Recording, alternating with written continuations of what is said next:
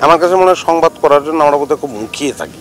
একদিন আমার মনে হয় যে আপনাদেরও আমি ইন্টারভিউ নেই, যে ফেক নিউজ কেন হয়, কারা করে, কি লাভ তাতে, এরকম নিউজ হলে মানুষ বেশি পড়ে, তাতে কিছু টাকা পয়সা আসে। তা আমার কাছে মনে হয় যে এইগুলো ভালো লক্ষণ নাই, ঠিক নাই। ফেক নিউজ তৈরি করা, গুজব তৈরি করা, এই প্র্যাকটিসটা আসলে সোসাইটিতে একদমই ভালো নয়। সংবাদের ক্যাপশন দেখলেই বুঝবেন যে ক্যাপশনে একটা আছে, ভেতরে আর একটা আছে। আবু হায়াত মাহমুদ ভাইয়ের একটা কাজ আসছে, once upon time in Dhaka, এটাকে আপনাকে নিয়ে ভাবা হচ্ছে আসলে, এটা নিয়ে যদি একটু জানতে চাই। এটা আমার সঙ্গে অনেক আগে, প্রায় 2-3 বছর আগে বোধহয় আবু হায়াত মাহমুদ একটু কথা বলেছিল, কিন্তু গল্প সম্পর্কে, ক্যারেক্টার সম্পর্কে বিস্তারিত কখনো কোনো আলাপ হয় নাই।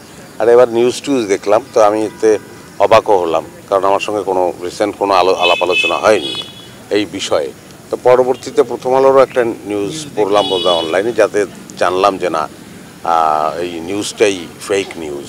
তো এই আপনাদের ক্ষেত্রেও আমি জিজ্ঞাসা বা আপনাদের কাছেই জিজ্ঞেস করতে চাই, একদিন আমার মনে হয় যে আপনাদেরও আমি ইন্টারভিউ নেই, যে ফেক নিউজ কেন হয়, কারা করে, কি লাভ তাতে। এই জিজ্ঞাসাগুলো আমারও আছে। হ্যাঁ, কিন্তু এ বললো যে এগুলো কোনো বিষয়ই নাই, ওটা বোধহয় আবু হায়াত মাহমুদ একটা পৃথক সিনেমা করছে আলাদা, তাকে নিয়ে আর কি। আপনার সঙ্গে কোনো কথা হয়েছিল না, আমার সঙ্গে সম্প্রতি কোনো কথা হয় না।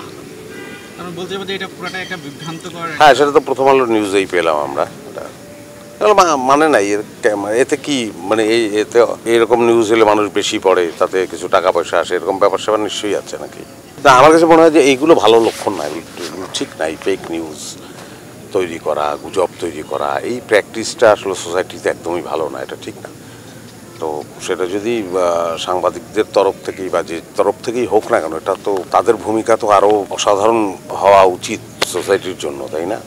সেক্ষেত্রে একটা ফেক কোনো কিছু লিখে দেওয়া কথা, এইটাই যদি চর্চা হয়ে দাঁড়ায়, যে একটা ফেক ঠিক কিছুতেই কিছু মানুষ দেখলো, এখন তো এই দেখলে, অনলাইনে দেখলে সেটা তার উপরে টাকা পয়সা আসে, তো সেই টাকাটা তো খুবই অসৎ টাকা হয়ে গেল আর কি, তাই না? অসৎ উপায়ে উপার্জিত, ঠিক নাই আর কি। এই দিস টাইম আমি একটু দেশের বাইরে ছিলাম, আর আমি আসলে ফেসবুক বা সোশ্যাল মিডিয়ায় আমি খুব বেশি সক্রিয় না।